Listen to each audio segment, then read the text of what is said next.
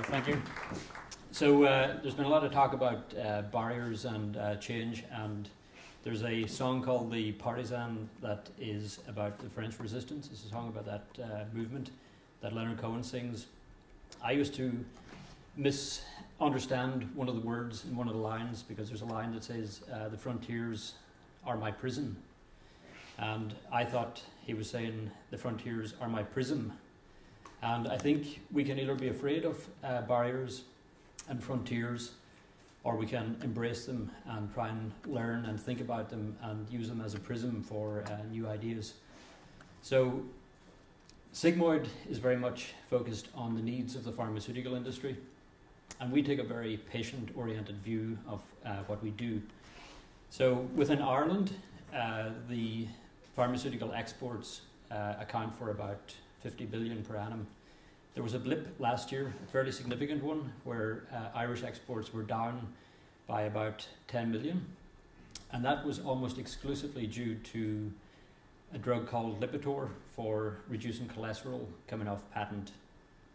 Within the $1 trillion industry that is the pharmaceutical industry, 6% of the exports or the products are actually produced in Ireland.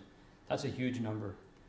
But within the next few years, drugs worth 100 billion are going to come off patent. This is referred to as the patent cliff, and that is actually the frontier that we are facing as an industry. And in Ireland, we need to think very carefully about how we can embrace this as an opportunity and not be constrained thinking about it as a prison. So at Sigmoid, we have developed a technology that we call Simpill, and we are using that technology to develop innovative products. One of the products we are developing is for ulcerative colitis, which is a disease that affects the colon. What we have done is, because the industry is incredibly regulated, that means that there is a limited toolbox that we can use. So what we have done is very much aligned to the way Apple developed the iPod. MP3 players were already available. They just weren't very user-friendly. And when you looked inside the iPod, it was actually very similar to other MP3 players. They just made it much more user-friendly. So we looked at the pharmaceutical toolbox and we said, okay, what can we do with this that will make it user-friendly? So we developed the Simpill technology as a concept, and that was our invention, was this concept about integrating different technologies into a single, much more powerful technology.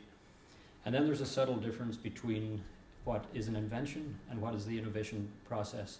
And the innovation process is very much about taking that invention and breaking through the frontier, not seeing the frontier as a prison, but understanding, asking questions of the frontier to say, okay, what is it within this system that we need to use to develop a better product? So we've developed that, and then the other aspect of what we do is we don't develop new molecules.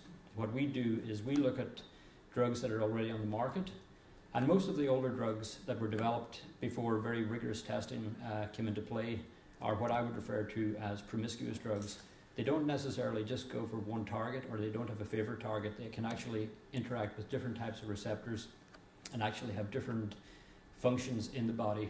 A very good example that most people are aware of is Viagra, which was developed for something completely different, and it had a side effect, and that became a product. And that's very much the way we think about products. So we've incorporated this old drug inside our technology, and we found a completely new use for it. We've just completed a significant human study, and the results are very promising, and now we're planning to take this product the rest of the way.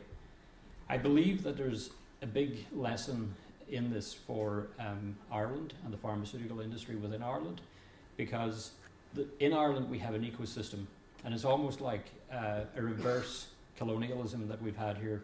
I was in Portugal recently, and I asked somebody, how come Portugal colonized so many countries?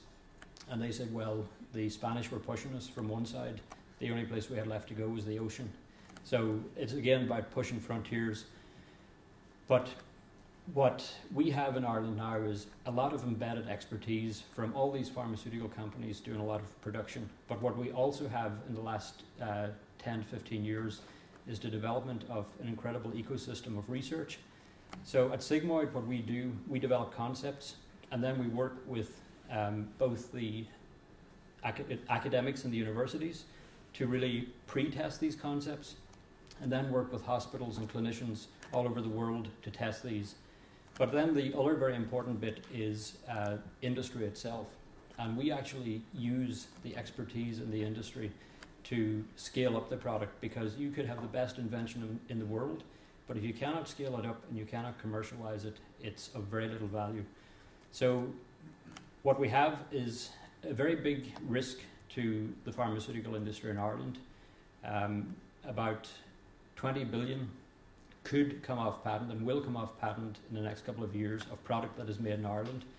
But we have to embrace and think about how we can use the assets that we have in this country, not to lose that 20 billion, but actually to create much more value within the country.